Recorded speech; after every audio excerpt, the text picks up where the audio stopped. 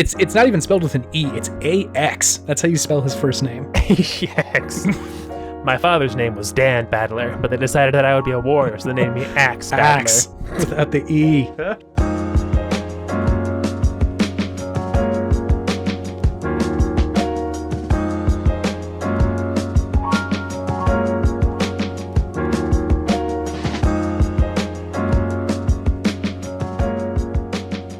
Can I tell you about a dream I had, David? Always. So I've been playing a recent video game by Bluepoint Games. I'll tell you about that later. Uh-huh. And there's been like this rumor that's kind of floating around the internet. I have no idea how much I believe it, but there's a rumor that Bluepoint might take on the remake of Metal Gear Solid 1. Oh, God. Yeah. Oh, man. I had a dream I played this video game, David. Was it everything you ever wanted in a video game? It's God, dude. Bluepoint. Okay. So here's the just real quick. It's video game Podtimism, the Optimist video game variety show where two best friends talk about the wonderful world of gaming. My name is Chase. I'm David. And okay, so Bluepoint Games does fog and lighting really well. Like, you played Demon's Souls. Yeah. Like, you remember how, like, just, like, some of the light coming through, like, the holes in, like, a brick wall sometimes were like, oh, my God. Like, it looks so incredible. Heavenly amounts of lighting and RTX on in that PlayStation 5. Jesus. And I can only imagine what's going on when you come up out of Shadow Moses. Snake's like pulling off his gear for the first time. Hideo's sweet name is cast upon the screen again. It's like, hey, Bluepoint, what's up? We're doing this. Damn. Anyway, I had a dream and I woke up so sad that this game wasn't out there yet. Yeah, right. That would be pretty sweet. They really are kind of the premier remake studio. They're pretty much doing like remakes, honestly. Which like isn't a bad niche to corner, I feel like. No, they do them so well. It feels like a fresh experience. It's pretty impressive that they're able to do that. Yeah, and like have it feel so similar to what you remember, but then also like so significantly upgrade like the visual fidelity. Mm-hmm. Good God. They got someone over there who knows what they're doing. Anyway, so I just wanted to kind of cast that shot out because sometimes we speak things into existence. We have done that a couple times, haven't we? I see this happen with video game podcasts. I don't know what the deal is, but I've seen a couple of like called shots and it just happens every now and then. That's beautiful. It's great. It's beautiful. So I'm kind of hoping to tap into the video game podcast force, I guess, and make this happen. The Podtimism force? The Podtimism force, or just the podcast force at large, whatever the equivalent of the Jedi Order of video game podcast is. I would like A, to be a part of it, B, to tap into that power so we can make the Bluepoint remake of Metal Gear Solid 1 a thing. I feel it. Would that be using powers for evil? Is that evil? I don't see how it's evil. It's definitely for like selfish for personal gain. Yeah, that's sort of my fear, is that this is very selfish. It's maybe like on a scale of 0 to 10, like 0 being Jesus Christ, like not evil or selfish at all for our Western audience, at least Western Judeo-Christian audience. Obi-Wan. Okay, yeah. 0 is Obi-Wan. Sure. 10 is who's the most evil Star Wars character? Initially you say Vader. That's not correct. He has a lot of. I think maybe Palpatine because he's so shitty. He's beyond redemption. Like, he's come back and, like, tried to fuck everything up a second time. Shitty. It's like, I didn't learn my lesson. Let's still kill everybody. This is the episode where there are, we suddenly get 100 subscriber increase and just a horde of Star Wars fans comes in here, shits all over our podcast, and then leaves. Don't you know this fools. One character from the expanded universe story of this guy in this one page who was the most evil Sith ever? Listen, after I called into saying that I'm open to Sonic lore last week, I feel like I've sort of got this coming. It's the You're next really step. Inviting a lot of fandoms in to just mess you up, dude. I want somebody to tell me. I'm ready. You're ready? Have you... Wait, sorry, hold on. go ahead. I was just going to say that you're probably like a 1 on that list. Oh, sure enough, yeah. It's like a 1 out of 10 on the evil scale. On the video game Jedi Order podcast. Wow, those words got fucked up. I had Wingstop tonight. My brain's in a fog, David. We were just talking about how much you like wings. It's okay. Sorry, we're diving into a lot of fandoms. That this is yet another one that people the wing fandom. Yeah, dude. Is that a thing? Sometimes. Okay, so hear me out. Is there a hot wing subreddit? You may have feelings about this that you don't know about. I eat wings from Wingstop boneless. Okay, you're a bone out kind of guy. I'm a bone out kind of guy. I really don't need to be fucking around with the bones. However, I know a lot of people that would just call that chicken nuggets. I don't necessarily disagree. Oh, man. But this is the kind of conversation I come to this podcast for. My God. Absolutely not what the description of this podcast is. Wait, so is a boneless chicken wing? Is it debone, or is it's like some sort of goo that's then been fried and battered in sauce? My understanding is that it is like chopped up chicken breast that is then breaded and fried. Oh, that's way different than a chicken nugget. A chicken nugget is like some processed bullshit. It's not a chicken nugget. Interesting. Maybe it's closer to a chicken tender. Yeah. But it's not a chicken nugget. That's going too far in the other direction. that is being just a nasty boy about it. That's my stance. You're going down a path I can't follow you. It ain't chicken nugget. Chicken nuggets are like processed to all get out, right? Yeah. That ain't processed. That's just deep fried chicken breast. That's just breast meat, baby. That's good for you. I appreciate your support in this trying time, David. Thank you. I don't know if I would call it a chicken wing anymore. No, I wouldn't either. I think I don't either, but I sure do love Wingstop. It's still delicious. Yeah, it's very good. Don't get me wrong. And I am just kind of anti-wing in general. Interesting. I'm not a chicken wing person. Interesting. I'm there for the sauce and the crunch, baby. That's what it is. I'm there for it if it's not my meal. If it's like a side or an appetizer, I'll get down. But I ain't just trying to eat chicken wings. Like I need more than that. Oh, wait, hold on. Listener, come back. We're going to talk about video games. Okay. So before you go, we do have a video game thing to say. David, have you been playing video games? What, they didn't come here for the riveting chicken wing conversations? I'm sure there are so many bro-y podcasts that have had this exact bit. Don't feel original. Welcome to the Himbo Cast. I know, yeah. It's just, gotta talk about video games, man. That's what it's here for. How many minutes after your workout do you try to ingest your chicken wing protein for maximal gains, Chase? I've heard 30 minutes at least. Ooh, 30. I've only heard the metabolic hour, baby. Metabolic hour? Okay. Yeah, I've heard hour. But David, video games. Yeah, we're here for video games. That's right. Okay. Have you been playing those? I have. Could you tell me about them, please?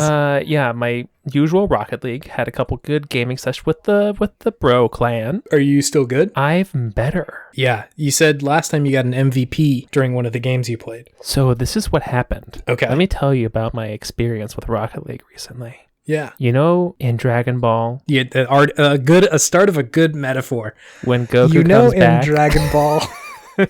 When Goku comes back from training with Kami, and then he's in the tournament and he's fighting people, and all of a sudden he's like, hold on, I'm going to take this seriously. And then takes off his weighted clothing. Baller move.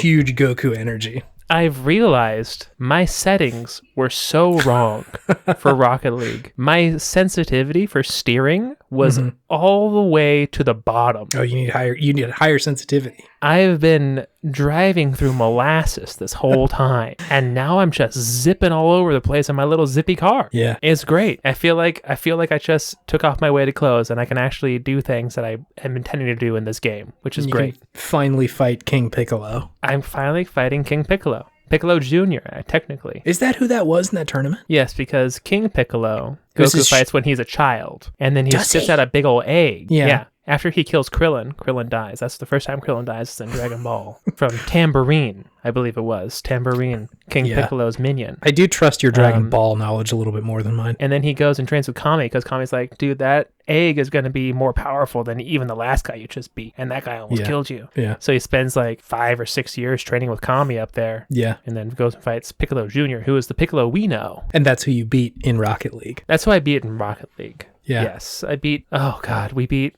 some of these clan names that we go up against are so cringy. Oh God, I'm sure. It's bad. I'm sure there's a lot of like young folks on there who are like, this is the best we've got. I'm sorry. Whenever there's a bad one, I'm like, we got to beat these guys.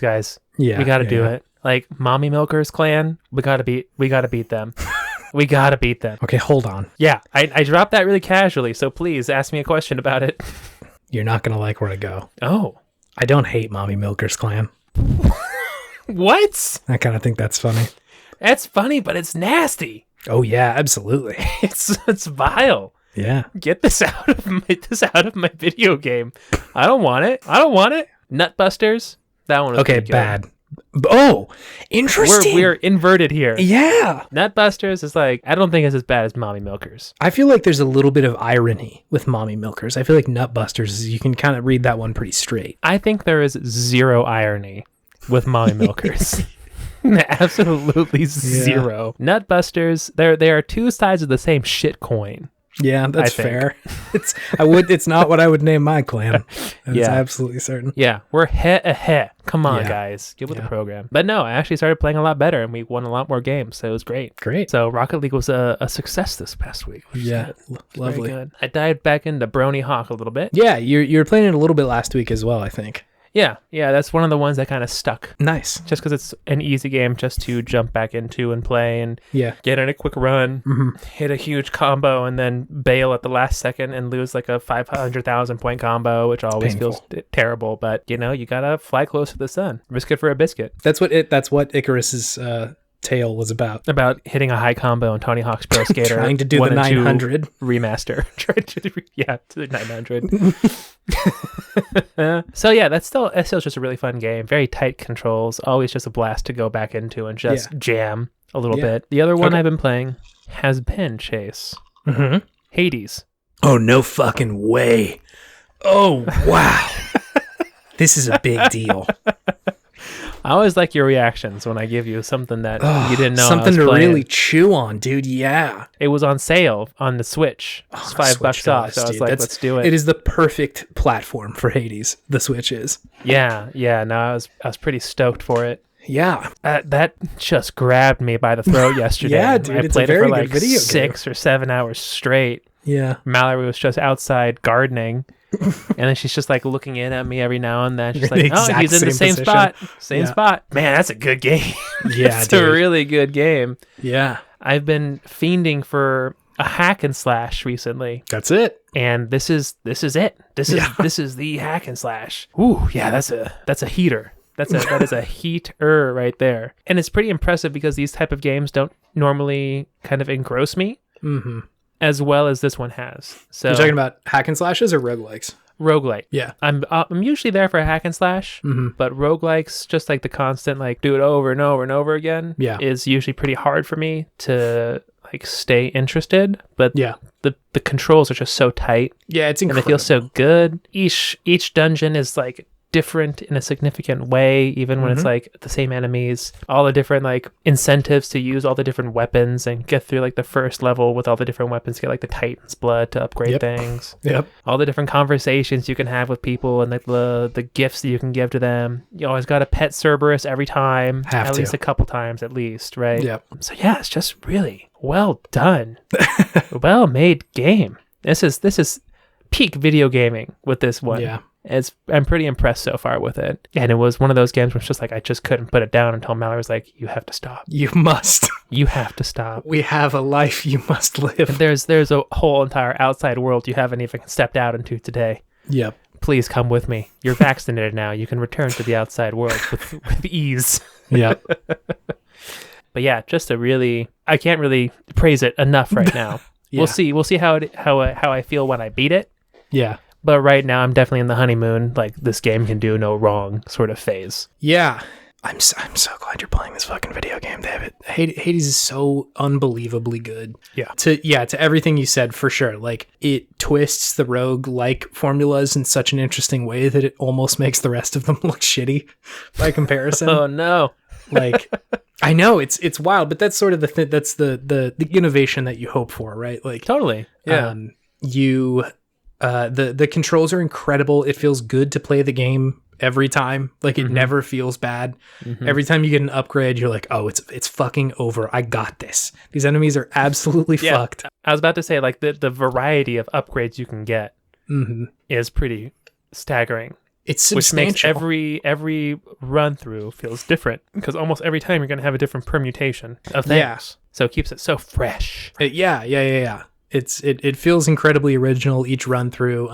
Even when you die, it's like not necessarily a bad thing, because there's a lot of other shit to that game, right? Like you get sort of invested in the characters that you care about, and like, oh, I gotta go see what the fucking Hypnos is up to. What's Nick's thinking? I was just going to say, hanging? who's your characters that you're sort of interesting, your go-tos? Oh, Achilles is my homie. Yeah, Achilles is pretty tough to beat. He's like a really interesting and like kind of level. He's one of the only sort of level-headed people in the room. Yeah. Usually. Yeah, and he feels like the father figure that Hades is not for you. He's just like, he's there for you. He's like, you got this, man. I'm so proud of you. You're fighting these demons so well. Yeah. You're great. Yeah. It's like, thanks, Achilles. Here's a nectar. When are you going to give me something else?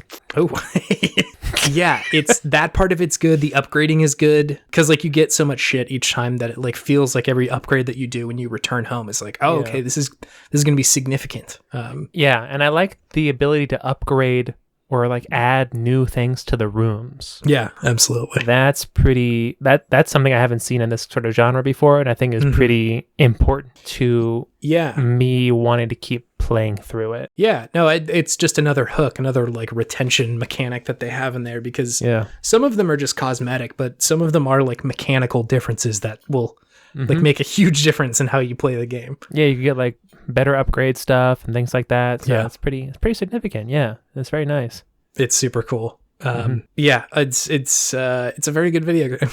Super good.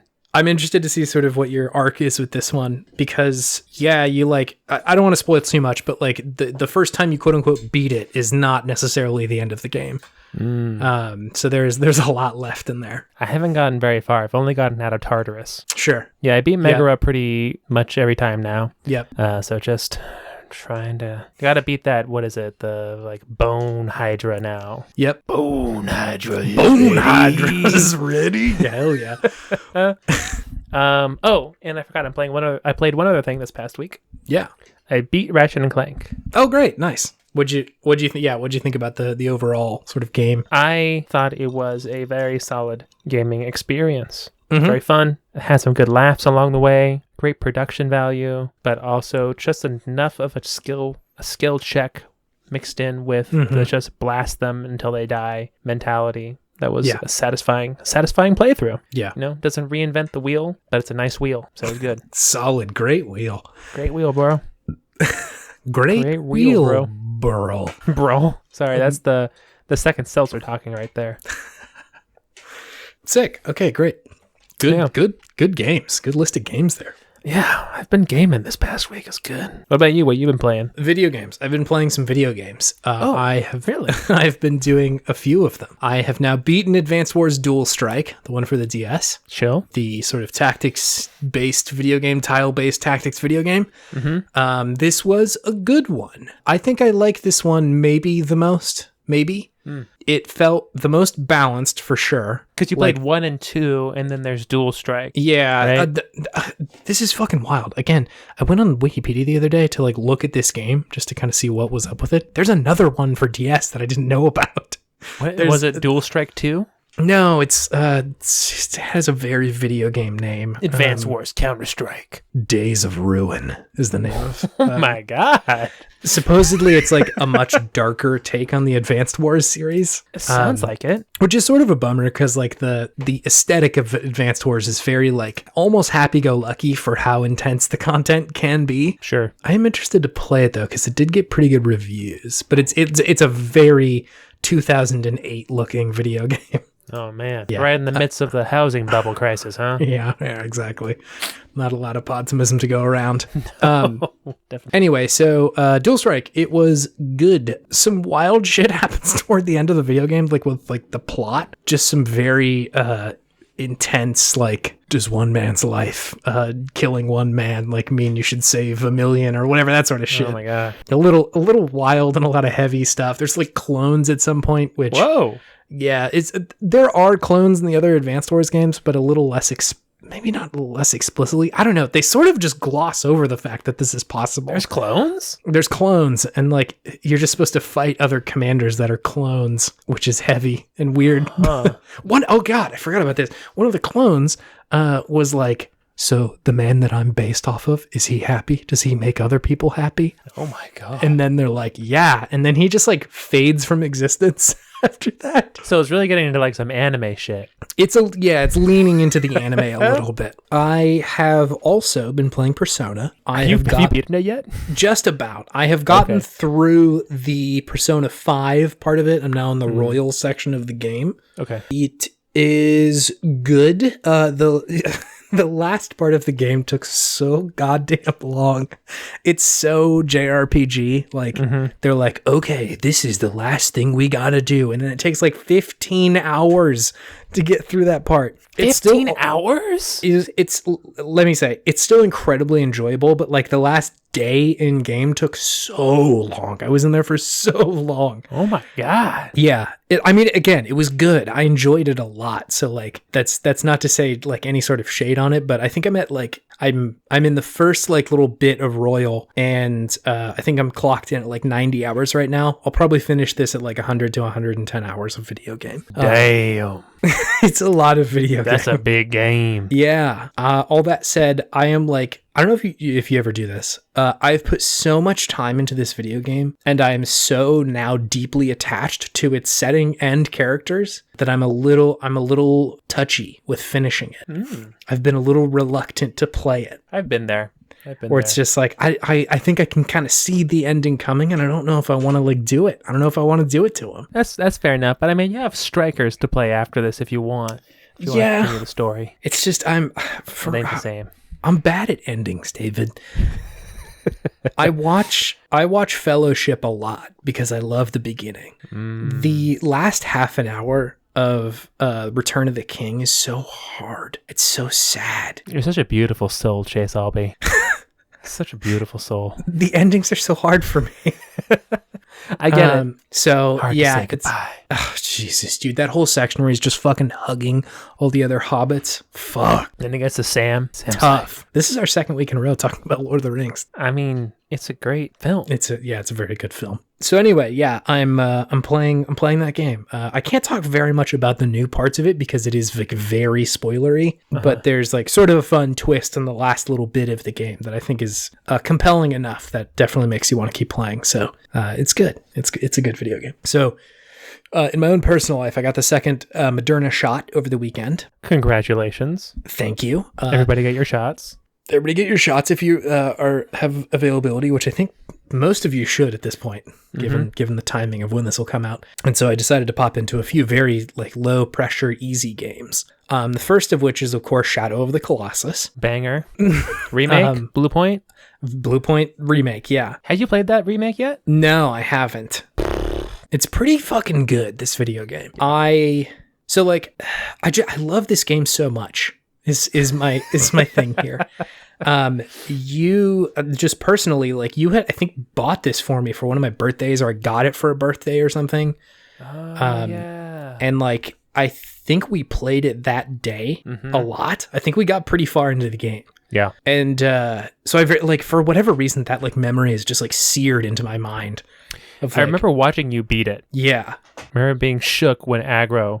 Spoilers, sorry everybody. Yeah, I'll bleep that part. Aggro. So yeah, the what to even say about it first? It's so good. The story is so sparse. I really like that part about it, that it gives you like as much as just like a fable would. It very much feels like you're playing like a legend or like a tale or something like that, more so than like a game. That's a great point. Because they give you like nothing. It's very much playing out in just like the sort of like plot points that you would expect from saying like, okay, so long ago there was this old land with 16 Colossuses, and it's like, okay, well, here's what happens. Yeah. I love how vague they are with like the relationship with Dude and the lady he brings. Like, not really sure if that's like his girlfriend, his sister, his aunt, his cousin, like anything. You have no idea.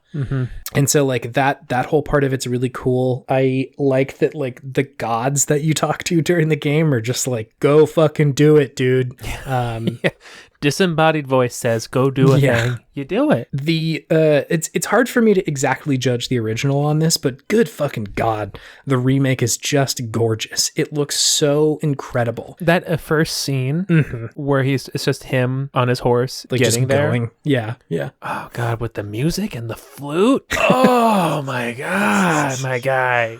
Yeah, That's so good. It's unreal. And like nothing is going on in the background. I feel like they play so much with white space in this game of like they're just giving you a dude riding on his horse with like some music. They don't tell you anything. They don't say anything. It's just like this dude going through these like incredibly pretty places, but the whole time you're just like, what the fuck is happening? Obviously, like the biggest thing that they're messing around with in Shadow is scale, right? Like scale is the biggest defining like design ethos in this video game.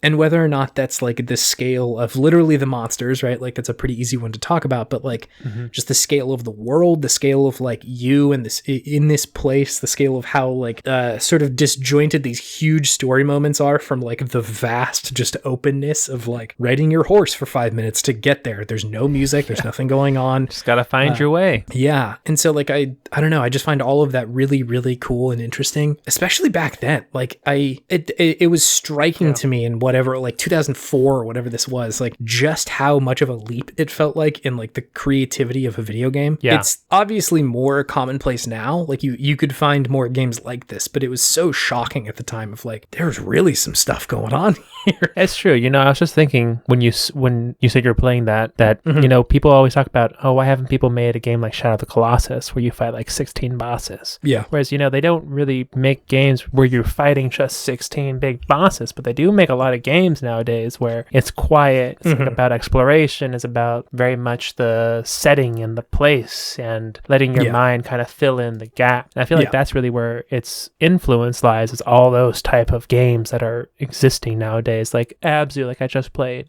or Journey, anything like that. I'm not surprised that they took on Demon Souls after that. There's a lot of similar DNA in like the world being a huge part of like what is being said in the game. Significant amount of time where it's quiet and just like sort of scary and intense. Yeah. And then the explosive, terrifying moments of fighting just a gigantic monster. Few things hit as hard as when you were playing Shadow of the Colossus and the Colossus just like turns its head and looks straight at you. So scary. You're like, that is looking right at me. And it's what so am I going to big.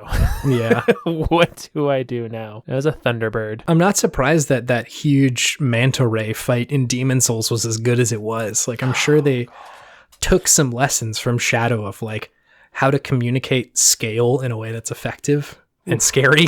That part was so good. Like it wasn't a hard fight, but man, was it it's effective. Vibe.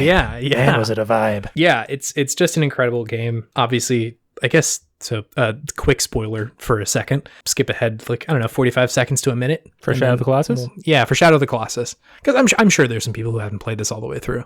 I feel so bad killing these fucking Colossuses, man. I feel terrible. Like you are the bad guy in this video game. Yeah, I don't know if you're the bad guy, but you're definitely being used by the bad guy. Yes, absolutely. Yeah, and like I know that there's a lot of talk in video games, a lot of like discourse in the last couple of, maybe more than that, but like the last 5-10 years or so about like what player agency means with something like this. So like with the game, what is it, Spec Ops: The Line or whatever, it's like you're fighting a war and then they say like, okay, deploy the shitty like mustard gas, and then you know, it's like, oh, you deployed it on civilians. Don't you feel bad about your actions that we made you do? Like that is sort of cheap in a way. Like is shaming you for playing the video game. And like, I half agree with that and half don't, because I think there is some value to having the sort of like dramatic reveal to the player of like, look at what you've done, look at this crazy shit.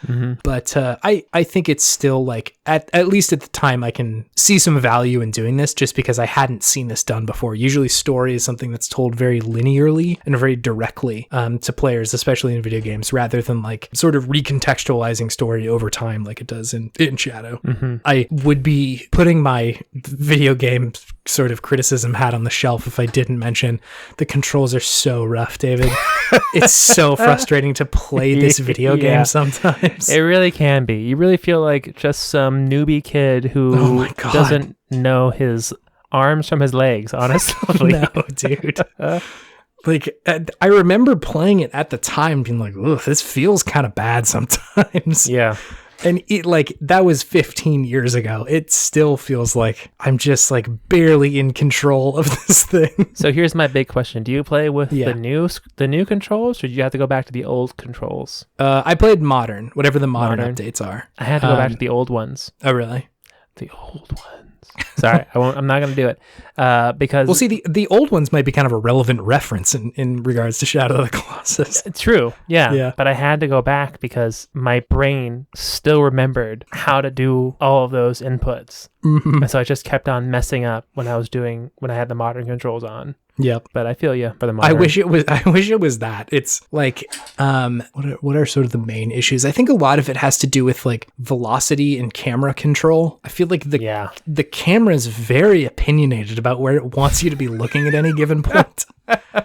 And like, I'm kind of just always struggling against it to like, I get you want me to look at the vista. It's gorgeous. I get that. But like, I really need to be looking at the big fucking sky snake that's attacking me. I like that idea of an opinionated camera. It's what it feels like. That's funny. Like I push it in one direction. It's like, no, baby. We got to look over here. No.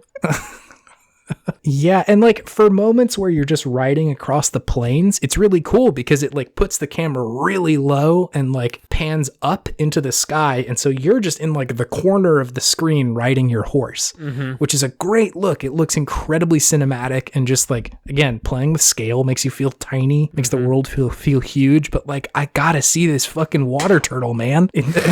You gotta let me see it. I'm about to get chomped, bro. Yeah, like there's a lot of times where that's sort of frustrating, and then the battles with the sort of smaller colossi are so intense, and they just fuck me up every time I fight these things. Like the lion one or whatever. Yeah, there's a couple, but each one of them, they are really fast, and so like they'll hit you, and then your dude, it takes forever to get up. Like you gotta like mash circle and square, and he's like, okay, here we go. And then the lion is already charging you. And yeah, so it's that, I think the PlayStation 2 part of it like is a little bit more dated, but I still really enjoy the game overall. Yeah, still very good. Yeah, I could talk about this game for hours and hours and hours. But yeah, so there was that. The other game I decided to play in my sort of Moderna fever dream was Fez, the indie platformer from 2010, I think 2011, somewhere there. Yeah. Another really, really good game, David. My goodness. I was just like recently was like, oh man, I wish I could play Fez again. I really liked that game.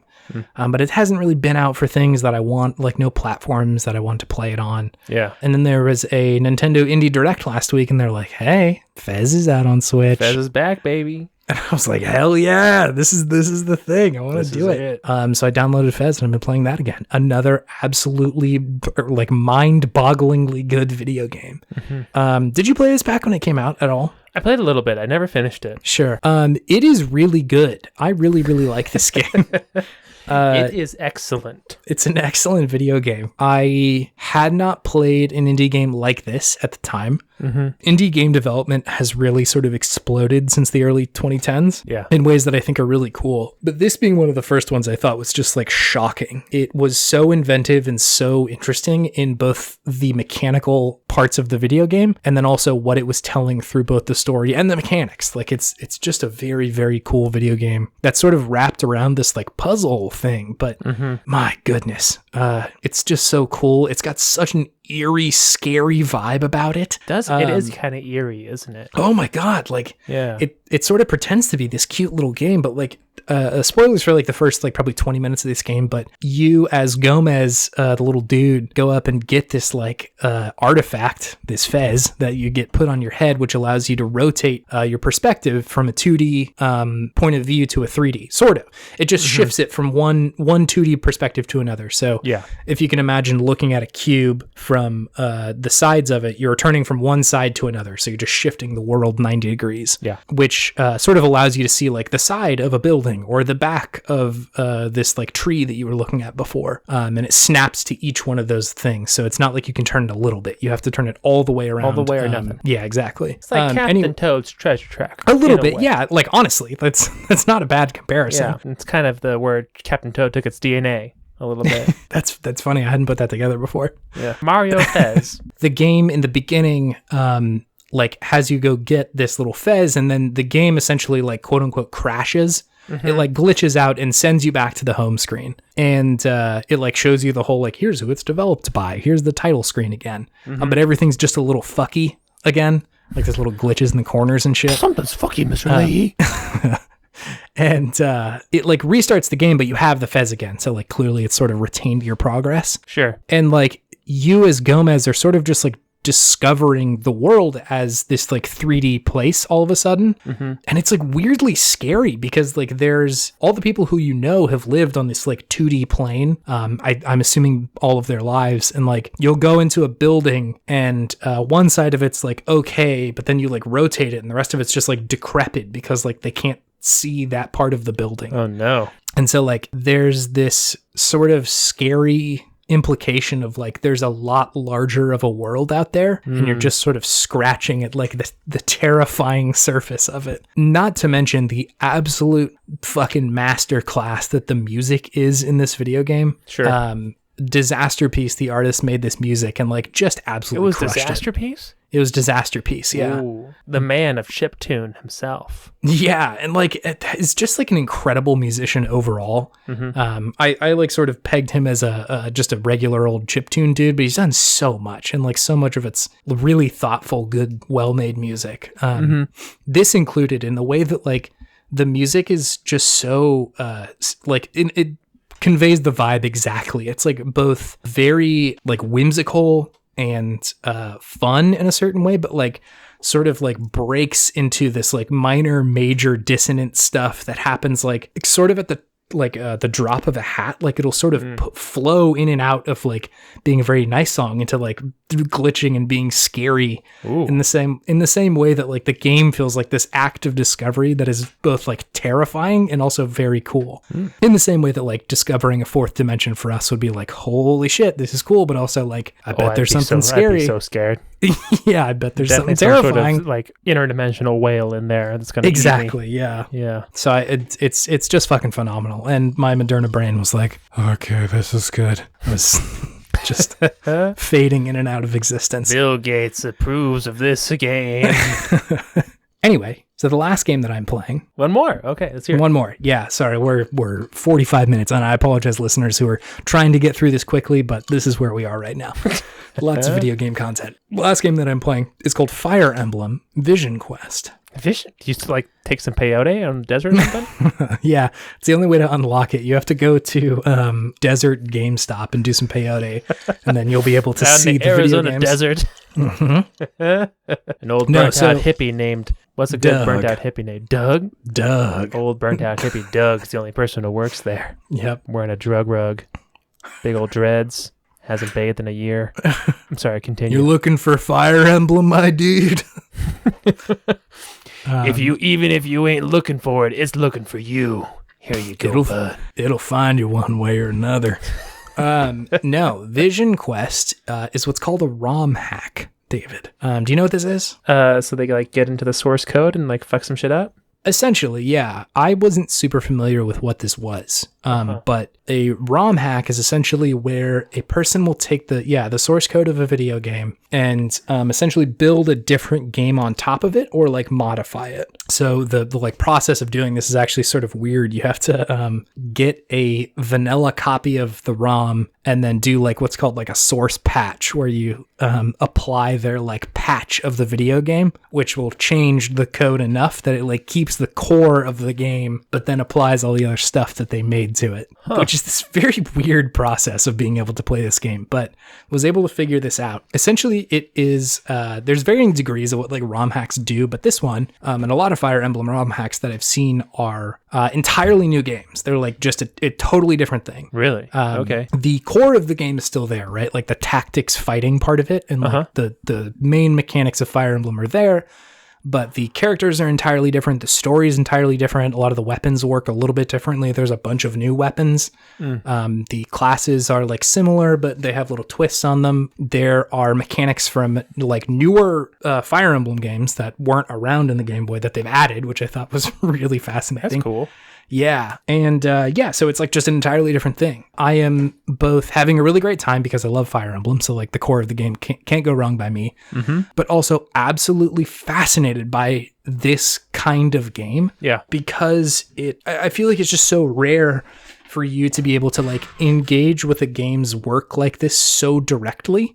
You find this with like music or movies a little bit where you can sort of pay homage to other music or like other movies. I think specifically in music, like sampling. So yeah, it's like a really straightforward way to say like, here's the thing that I'm sort of referencing, or like, you know, melody lines or lyrics or something that you're sort of hearkening to some other piece of music. Similar sort of thing with like movies, right? You can recreate scenes or use dialogue or musical scores or anything like that to sort of reference other movies. And so like there's this interplay between the medium of like, what was that movie? Not The Master. This isn't what I was thinking of, but something like The Lighthouse, that movie with fucking William Dafoe.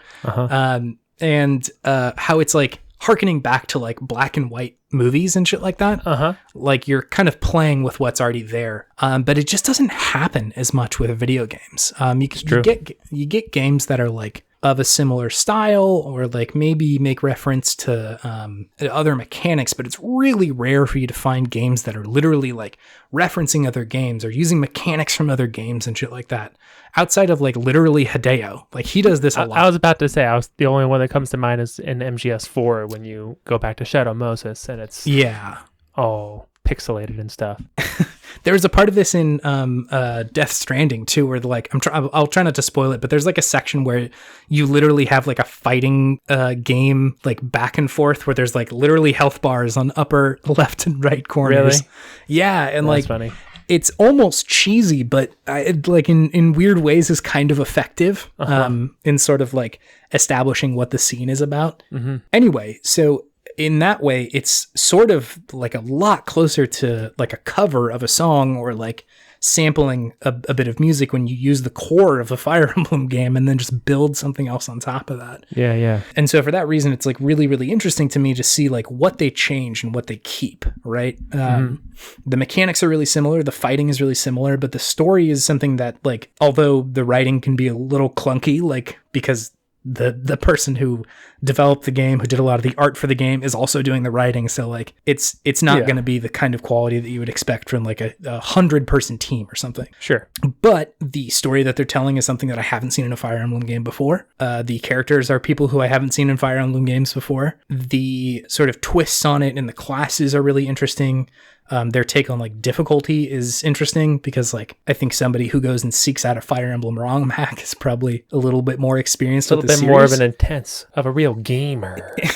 Yeah, so they have their easy difficulty is labeled as like this is what normal would be in a normal Fire Emblem game. I'm playing on that because I didn't really want to like struggle that hard with this game. Sure. But it's just so fascinating to see like the twists and what decisions you make when there's like design decisions already been made for you. In the same way that like somebody sampling like a jazz sample to rap over or something like that. Like there's an aesthetic already established there just by you like making that the backtrack of your song that you kind of have to attune yourself to. And so your decisions when you're writing a song like that would be, you know, a different set of decisions than like I have a blank canvas, I can make whatever game I want. So yeah, just I don't know, really, really interesting and really enjoyable so far. Cool. It's also the side note, but like so cute. There's like a guide section where there's a bunch of like, here's how the mechanics work. Here are the characters, and at the bottom there's a cookbook that they put in there. It's like, here's some things that we've listed in the video game, foods that you can make, and then like, just list food in there. It's incredible. I've never seen that before and thought it was like the nicest thing. Any good ones? Yeah, there were some like cheeses that I was like, ooh, I bet that would be pretty fucking good, huh? You make a cheese? No, I think it's like make a cheese. No, I think it's like what you would put on it to make it relevant to the in-universe lore. Okay. Yeah. Anyway, that was a lot. I'm going to move on to my Podtimistic thing, David. Okay, let's hear it. Great. It is this series of... Man, I'm sorry. I'm just about to say the thing, and it's just so pretentious. I apologize. But there's a series of art that this dude, Christopher Zetterstrand, made in 2002. What?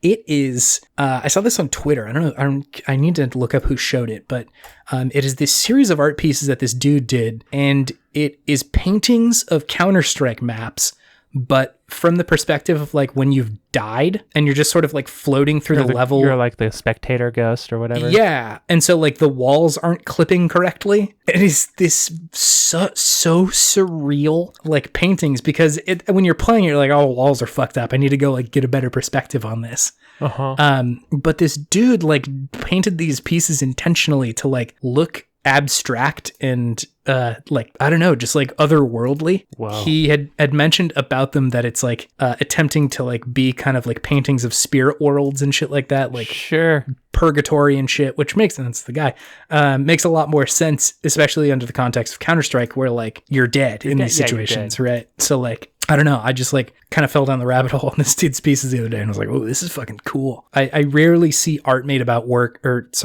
art made about video games that isn't just like, here's the cool anime character I made. No shade against that, but that's usually what I see, right? Here's the character looking even cooler than before. Yeah, here's a 2B in a very cool pose. So yeah, I just thought that was very cool. Something I hadn't seen before. David, do you have something fueling your sense of optimism? I do. What is it? Leveling up. Leveling up. Oh my God, fucking true. You're speaking to the right person, David. Yeah. Fewer things, more satisfying. Yeah. And I leveled up in 2 ways this week. 2 different types of leveling up. Leveled up multiple times in Hades, of course. Right? Sure, whenever you get a good power up. When you get one of those pomegranates or those dataless hammers, feeling real strong in that next room afterwards. The hammers are like the best upgrade in the game. It always feels so significant. So good. And then also leveling up yourself with Rocket League. I was about to say, yeah, Rocket League, right? I definitely leveled up with that one. So that felt very nice to not be just a total liability out there anymore. Still a liability, but not a total liability. Yeah, you leveled up. You did good. Leveled up. There's nothing better to me than just a good level up screen. Like you hear like a very good sound, sound of like some sort of ding or some sort of like, hey, you got it. And then a screen showing all your various stat upgrades. You love those stats. Show me the numbers go up. My lizard brain is like, yes, these are the things I want. The numbers are increasing. I'm getting more powerful. Yes. What's your favorite level up sound? So let's go over the hits. Sure. The World of Warcraft sound. It's like sort of just some drums and like wind, it sounds like. That one's really good just because it usually feels pretty significant. Love the whenever you level up in Skyrim. That's a great feeling. That's a classic. Yeah, that's a really good one there. I think some of the various sounds in any of the Final Fantasies, any of the bring, whenever you like get that stuff. It's also aided because the victory music in all the Final Fantasies are absolute bops every single time. They are always very good. Oh God, there's got to be more out there. What about The Witcher? Yeah. Had to get the microphone way far away from my mouth for that one. I knew what you were talking about too. I was like, oh yeah, The Witcher. I was not expecting you to yeet out that strong of a shout. It was a shout. They are taking direct inspiration from Skyrim for that. Yeah, it's always so loud. It's very loud whenever you level up. It's not like someone just like whispering it. Someone fucking screaming it from a mountaintop. It's funny because it usually sounds like the person who's doing it is like almost strained. Like that first note sounds a little bit like crackly. Like this is as loud as they can possibly be. That was like the 100th time they did it because the 99 other times just weren't good enough. For CD Projekt Red. I will say it's not exactly the same thing, but the sound whenever Mega Man gets a new piece of armor in Mega Man X, he like walks out of the chamber after like Dr. Light's fucking teleporting armor machine gets something on him and he comes out and he goes, and he like does this with his arm. You're like, hell yeah, dude. The shoulder pads look fucking cool. That new helmet's awesome. Good one. Yeah. Anyway, should we move on to our main thing? An hour in? Probably. Probably. Sick. Okay, great.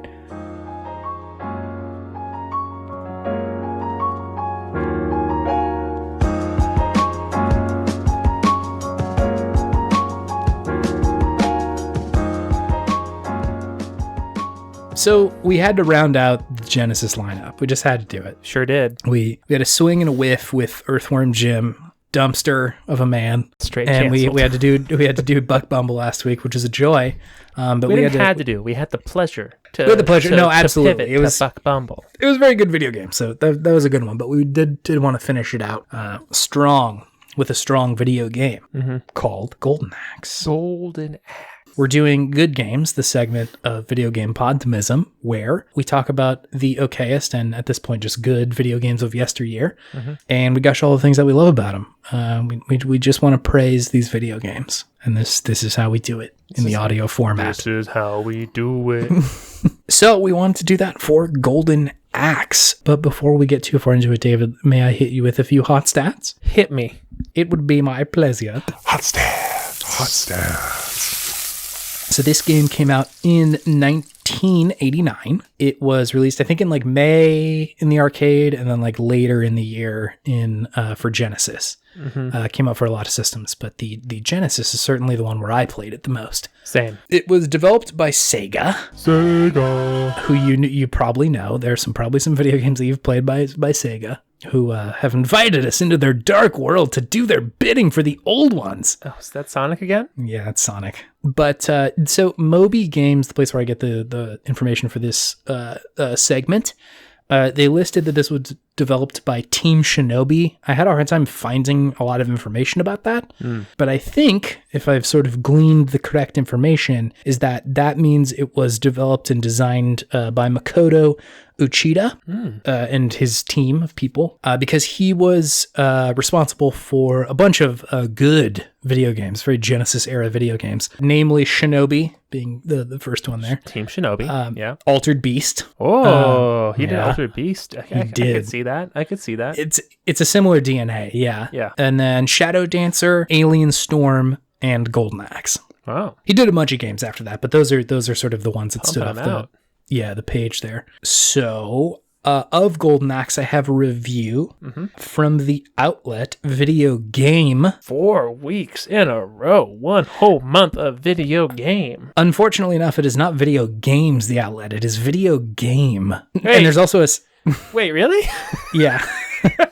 There's more to it. It's Video Game ASM. Okay. Which, there's parentheses, and it said, Actula Software Markt. So I don't really know what that means, but it is a German outlet. ASM. Yeah. So yeah, they reviewed Golden Axe. I have taken the review and mangled it through Google Translate, through as many languages as I can find, and arrived back to English. So why don't we take a listen to what they had to say after I've destroyed their review. They said, under the golden sword, irritate the images to form the closest figure to them all. Home is a type of car. The pressure changed, in order not to reflect any changes in the gold game in principle, but they should check these types. Service is not valid.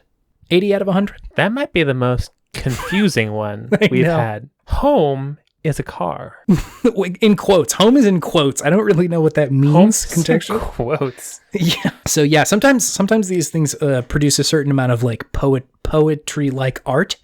This one is very abstract. This one was rambling. This one was rambling. It's going to take some artistic interpretation to figure out what was going on here.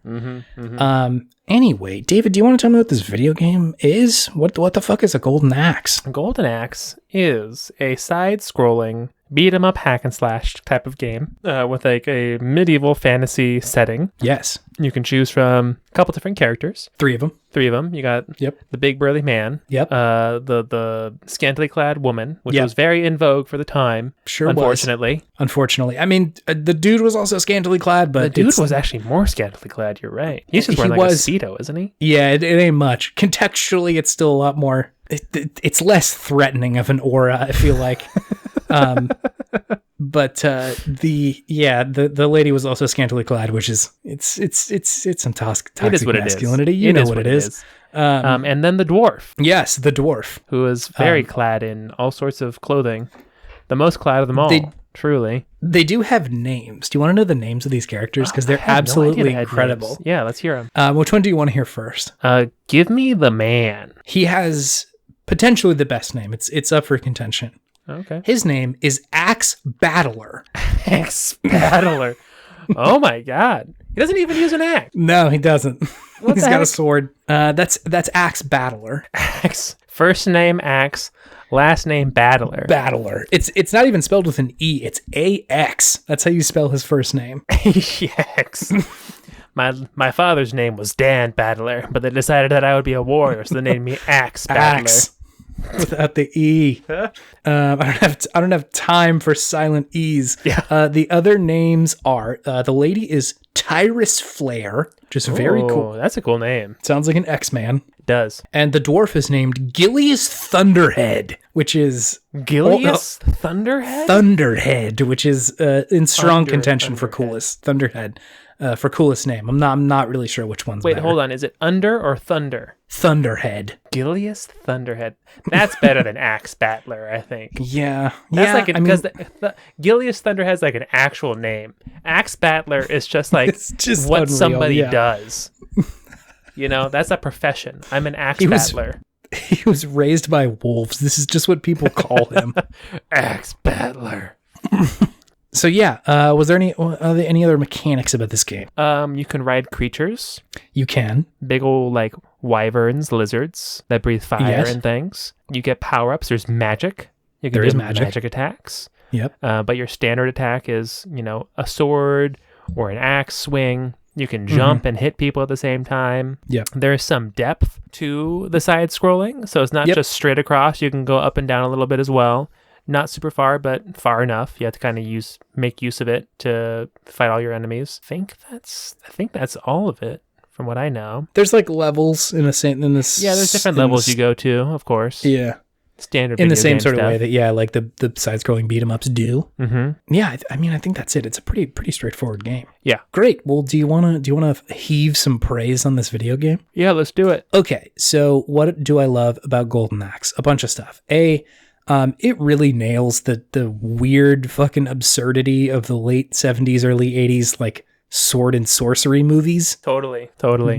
The dude, the producer, Makoto Uchida, was very much a action movie fan. Sure. He'd eventually go on to do the Dynamite Cop and Die Hard arcade games. Oh, wow. Okay. So like just loves these American action movies. Mm-hmm. And like directly is like, yeah, no, Conan the Barbarian was like my thing when I was making this video game. I believe it. Looking at the cover Looking art. at the dude. Yeah, no, it's just Conan. It's Yeah. just that is. I texted our resident movie expert Jazz to see if he had any context on these like kind of movies. This like now what I would consider campy sword and sorcery movies of the 80s, and he had mentioned that like the way he was interpreting it was that there was like a bunch of cultural things happening at once. There were all these old movies in like I think he said the late 50s and 60s called, what was it, Swords and Sandals movies. Swords and sandals. Yeah, it was this subgenre of like Italian movie making that was really like into making movies about like Greek heroes and shit like that. Okay. I think you can probably, I didn't ask this from him, nor have I done any research, but I think Jason and the Argonauts is sort of in this like genre of like old fucking Roman Greek heroes of old. And yeah, I was looking in like when I searched this, a lot of like modern shit came up, like 300 and stuff like that, which I think sort of makes sense. But I bet when people are talking about Swords and Sandals, they're probably referencing this time era. Sure. Anyway, so you have a bunch of people who grew up with that, and also it is the 80s, and so there's this like obsession with like the panic around D&D and shit like that. Sure. And so like it's kind of, my understanding was that this was just sort of like edgy and fun, that there are a bunch of movie makers who watched those old Swords and Sandals and were like, let's do some more of this, and made it just a little bit more high fantasy, right? Like the movies about like dudes with swords who are yoked fighting against like an evil wizard with like a cool sword, and there's a lady in it.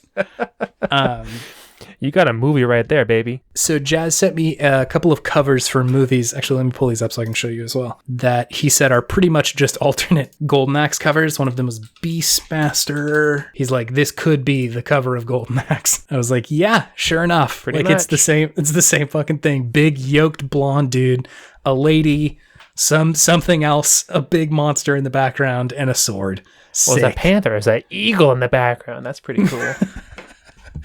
Deathstalker was the other one. Another cover that could easily be Golden Axe. My goodness. A big yoked blonde dude, a cool sword, a lady, and some sort of monster. Like it's a big old orc thing. Yeah. And so like it, I feel like it just nails that vibe to a T in the tone that it's hitting. It's got fucking everything you want. It's got a cool sword. It's got skeleton warriors.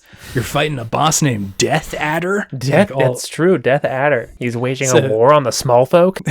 So all that stuff is really fun, especially in hindsight. I feel like looking back on this stuff is a lot more fun than it probably was just experiencing it the first time. Sure, it was fun the first time, but like I think this kind of like campy 80s fantasy tropes are a lot more fun for me to enjoy now. Sure. Because it's like, look at how ridiculous this is. Yeah. It wasn't like trying to be cool like it was back then. Yeah. I think it is undetachable from the severe amount of toxic masculinity that this sort of genre inhabits. Yeah, sure. Most it's definitely. It's real in there. The boys are big and muscular, and this is the sort of body standard. The women in these movies are mostly objects and not wearing a lot of clothes. Most of the problems in these movies are solved directly through sword violence. That is how things are done. That's how you solve your problems, is by a little bit of violence, right? Yeah, so like I think the enjoyment of this being camp has to come with the acknowledgement that like the tone and what they're saying is probably not the best thing to like live by or totally enjoy without sort of dissecting that a little bit. Yeah. Because it is, body image stuff for like the people viewing this is probably pretty tough. Like the main star of Conan the Barbarian is literally a fucking bodybuilder. Like Arnold is huge, dude. Like that's impossible to live up to. Yeah. That's his job, is to be that big. Yeah. And of course, like the opinions and sort of how they express what women's roles are in these games is pretty shitty and pretty hurtful. So like not great in that way. Sure. Was it bad in Golden Axe? Because she's a character you can just play as. And she kicks ass. Is. I think like this...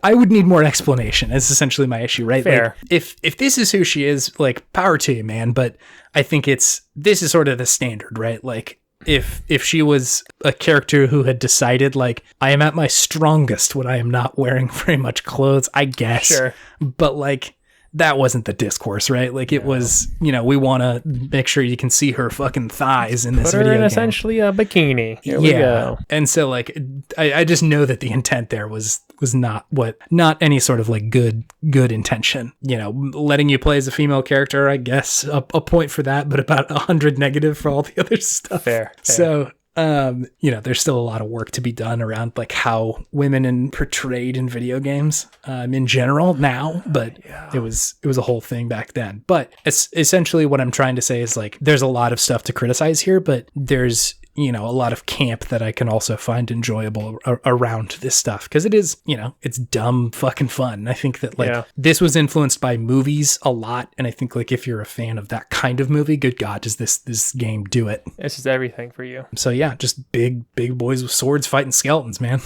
That's fun. That's cool. What do you like about this video game, David? So probably my favorite thing about the game was playing it with other people. Yeah. Playing it right now, like by myself, it's just not the same experience Absolutely as it is when you are with your homies and all three of you are in there kicking ass together. Just beating up skeletons. You can either play as a team, you can play like frenemies, right? Try and take each other's power-ups. Who's going to ride the dinosaur? Yep. The dinosaur is the best thing, though, that's for sure. So that probably my favorite mechanic of the game is essentially the vehicular combat in the game, which is just riding wyverns that just breathe fire at things and just kind of kick ass. Yeah, that's probably my favorite gameplay element of it. That and casting a good spell. Oh my God. The spells are pretty cool. Sweet. The game literally stops and just like, look at how cool this looks when you cast a spell. This is peak graphics right now, everybody. Enjoy. I think as Axe Battler, I'm pretty sure if you charge up your special all the way, I think he drops a nuke behind you. Like there's like a mushroom cloud. Does he really? It's fucking nuts. God. By the power of my pecs. I will create atomic fusion. Oh my god! So that part of it is just absurd, over the top, super fun. The vehicular stuff is pretty fun too. Like it helps that those things absolutely kick ass. Like they do a lot more damage than the rest of your attacks. They rip. All that stuff is very fun. I didn't realize this, but it's like a little pink dinosaur with like a tail that you whip around. Mm-hmm. That was in Altered Beast. It was one of the enemies. Oh, snap. You are right. Yeah, I was shocked. It has like a little beak. Yep, it has a beak. Oh my god. I know exactly what you're talking about. Gamer facts. Gamer facts. Should we start an email blast? Gamer facts. Here's your gamer fact for the day. I'm going to stop this. This is a terrible thing to go down. Gamer facts. Be good to each other. Don't threaten devs with death. You dipshits. That's a good gamer fact. Gamer fact. Say good job to your teammates on a multiplayer game and actually mean it. Understand your impact of the loss. What did you do wrong? And how could you have contributed to the team better? Gamer facts. What in your childhood contributed to your loss today? And is that influencing how angry you are at the video game? Gamer facts. Your dad? Question mark? Gamer facts. Gamer facts. This is turning into Gamer Tuesday. I know. Yeah. Did your unrealistic expectations of this video game at launch sully your opinion of it when it actually came out? Maybe you shouldn't have such high expectations of a video game. There you Gamer go. facts. Mm-hmm. Gamer facts. Maybe you should diversify your hobbies so that you don't just spend 10 hours a day doing one thing and nitpicking it to shit. Gamer facts. Gamer facts. A more balanced life leads to a happier one. Gamer facts. Gamer facts. This video game also just oozes Sega Genesis, David. Yeah, very much so. It's such a Sega Genesis video game, and I love that. Even like now that you've talked about the music about the Genesis, I always notice that in a Genesis game when I play it. It's so basic.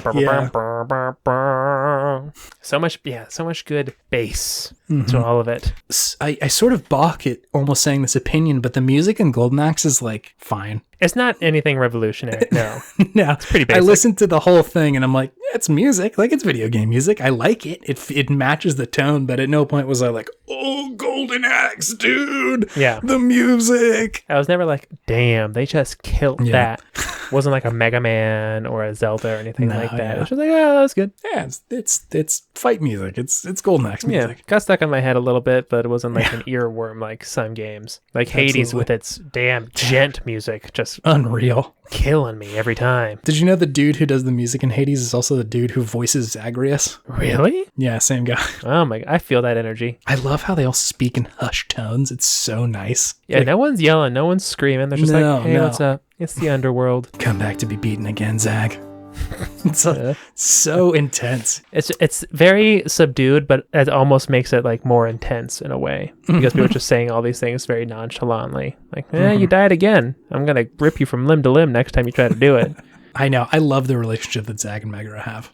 Have you run into Thanatos yet? No. Death? I have not run into Thanos yet. It is the Squidward, oh no, he's hot moment in Hades. You'll know him when you see him. Okay. All right. Anyway, Golden Axe. What else about this game? I like that this game is fairly beatable. Yeah, it's super tough. It's hard, but like kind of once you get the hang of the rhythm of like, okay, I need to be dodging a little bit more and like moving out of the like dive lines of the people. Yeah, kind of taking people. The dive lines messed me up for a bit in the beginning. Yeah, like, I'm just trying to ride this dinosaur, man. Somebody knocking comes me up off every time. Blasts you from the back. Yeah, like a linebacker out of nowhere. Exactly. So all that stuff is like, you get the hang of it eventually, but then it's like fairly beatable. You just go beat Death at her. He's huge. He's a big boy. Again, sort of in line with the tropes of the sword and sorcery. Yep. Shit, it's just a bigger dude. To be the best boy, you gotta beat the biggest boy. Exactly. That's the way it works, guys. So that part of it, I think, is fun. I like that there are certain, like, in this era, there are just games that are so deeply unbeatable.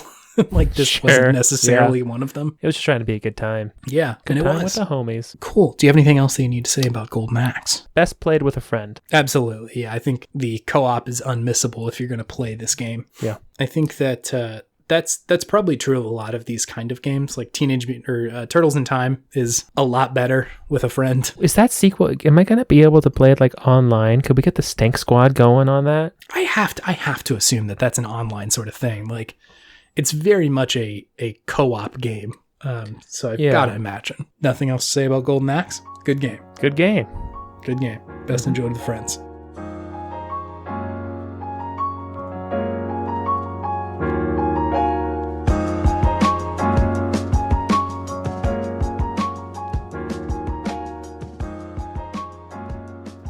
So you can follow us on Twitter because we have a Twitter account. We do. We have one of those. We have one of those. A social media account that we tweet from. Sometimes. It's mostly just a way to tell you that the episodes are up, but it is there. And by we, I mean Chase will tweet from and observe from your tweets to us. If you decide to tweet at us, let us know what you think of the podcast or what your podtimistic things of your week, of your day, of your month, of your year, of your life are. We want to hear them all. We want to hear them all. We love podtimistic things. You can email us at vgpodtimism@gmail.com. That's the one. And our Twitter is at podtimism. At podtimism. It is at podtimism. Yeah. And if you just want to talk to us, if you know us, just send us a text. Drew sent us a text today. I need to text Drew back about Subnautica. That is true. That is true. Interact with us. We're here.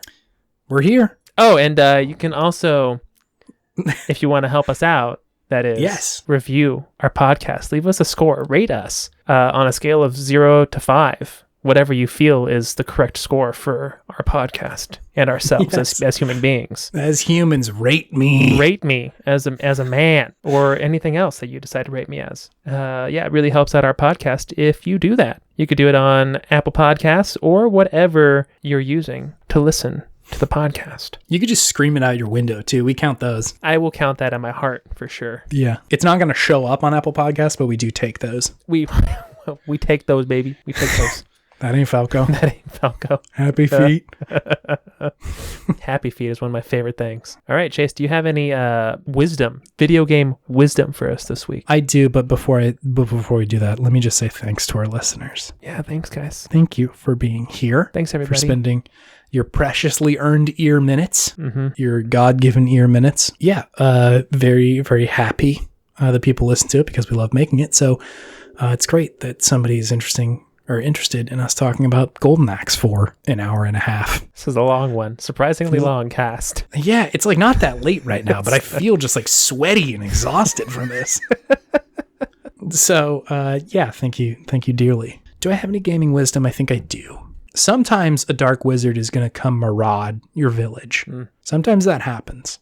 And rather than being just a big, strong, blonde hunk with a big sword that's going to go beat him, I don't think that's going to work. I think what you got to do is lean on your friends. Get yourself a squad. Maybe get some more effective armor than like a loincloth and like sandals and boots. Maybe get like a sword that's more effective than just like one big one. You keep going farther, and I just keep on thinking Halo. Get some Mjolnir armor. Get a plasma sword. Call yourselves the Master Chiefs. The Master Chiefs. Lean on your friends. Find some family in your friends and go beat Death Adder, but just like don't do it as like a big hunk. Like do it as just like an emotionally big hunk. Be the emotionally big hunk you've always wanted to be. Be an emotional giant. Be an emotional Conan the Barbarian. I say be an emotional Arnold Schwarzenegger. Also, your bit about your friends, talking about that reminded me of Fast and the Furious. Because I was like, I don't got friends. I got family. So maybe we twist the advice, the gaming wisdom. Maybe instead of suiting up as Master Chiefs, you go find your car family and you challenge Death Adder to a drag race. Ooh. That ends up in like a car theft. I honestly haven't seen Fast and the Furious since like 2 or 3.